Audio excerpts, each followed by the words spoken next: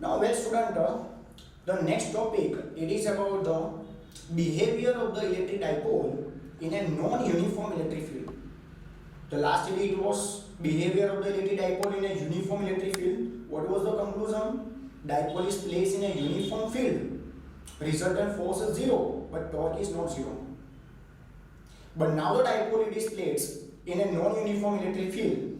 Now, student, resultant force is not zero. Torque may be zero. Resultant or translational force is not zero. Torque may be zero.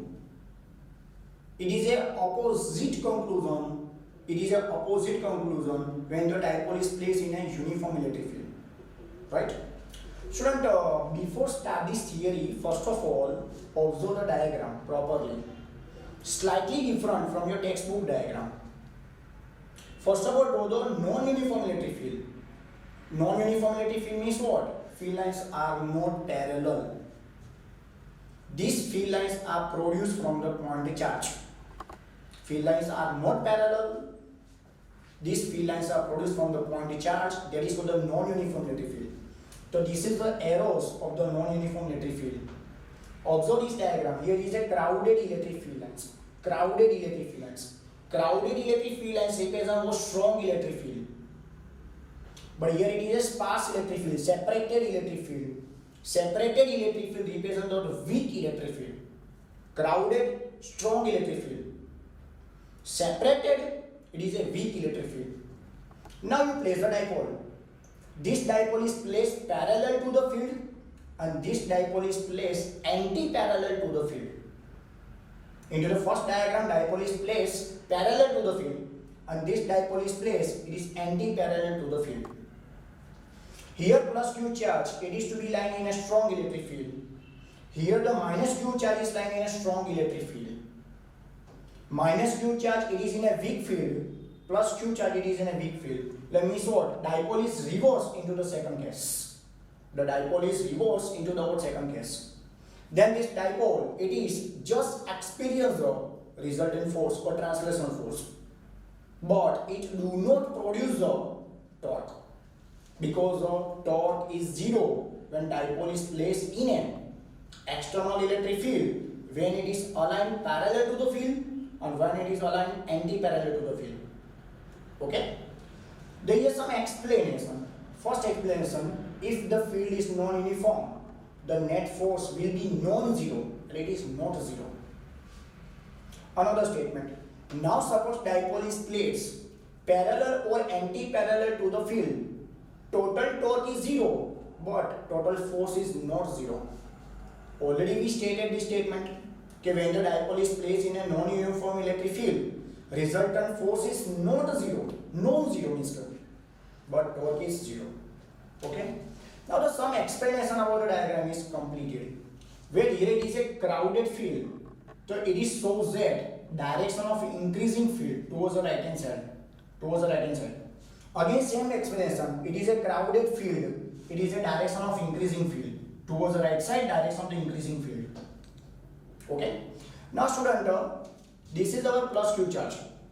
So when we draw the lines of the electric field lines of the electric field, that time please imagine that.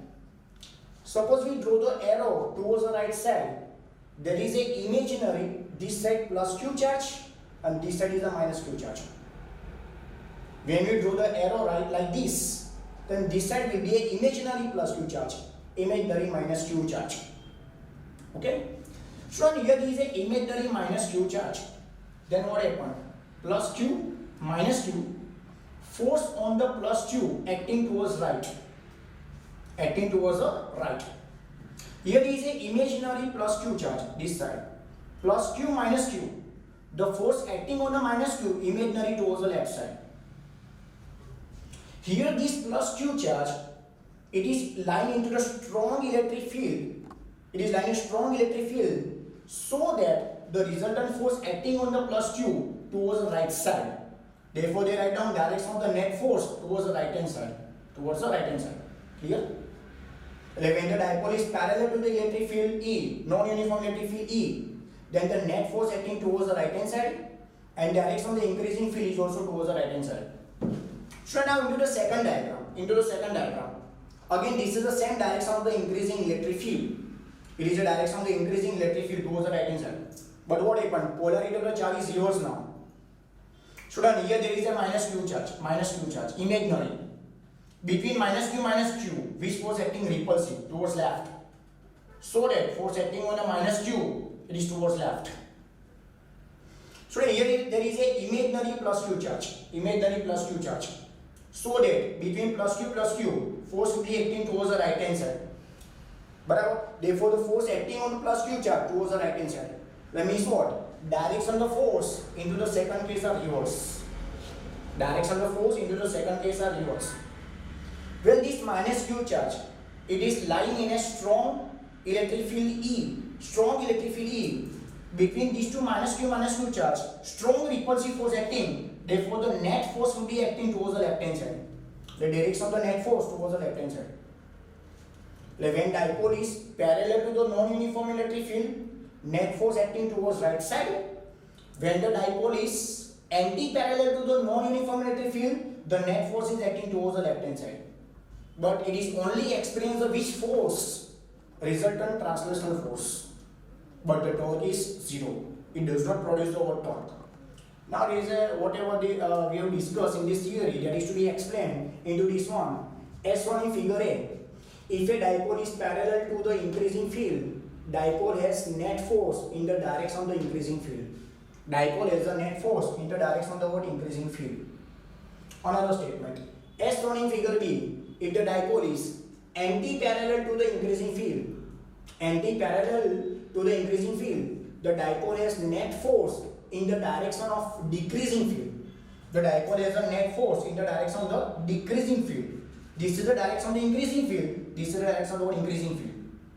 This dipole experiences a net force in the increasing field. This dipole experiences a force in the decreasing field. And the next statement, student. In general, the force depends on the orientation of vector P with respect to vector E. This dipole depends upon the orientation of vector P and vector E. Orientation means what? It is an angle between vector P and vector E. Okay? Student, these are one small examples to explain this non-uniform electric field. There is a comb run on your dry hair. Or rub it on your dry hair. Acquires an electric charge through the friction. The charge cone polarizes the piece of papers. This charge cone, when it is brought it near to the piece of papers, then inside the piece of papers, positive and negative charges are induced.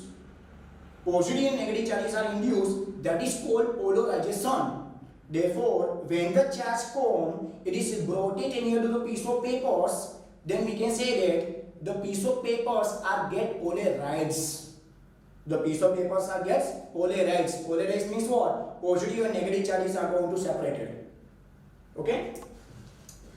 Now, that charge cone polarizes the piece of papers, that is induce a net dipole moment into the piece of papers. Okay? So in the piece of papers which is in the direction of the field, that is induce the dipole moment in the piece of papers which is in the direction of the field. And the last things, hence the piece of papers are attracted by the cone. So well student, there is a small conclusion. When the dipole is placed parallel to the non-uniform electric field, then the net force acting in the increasing direction of the field. When the dipole is anti-parallel to the non-uniform electric field, then the net force acting on it towards a decreasing value of the field. Okay? And the resultant force is not zero, but torque may be zero. Okay? But when it is placed in a uniform electric field, torque is not zero, but the resultant force is zero. Okay?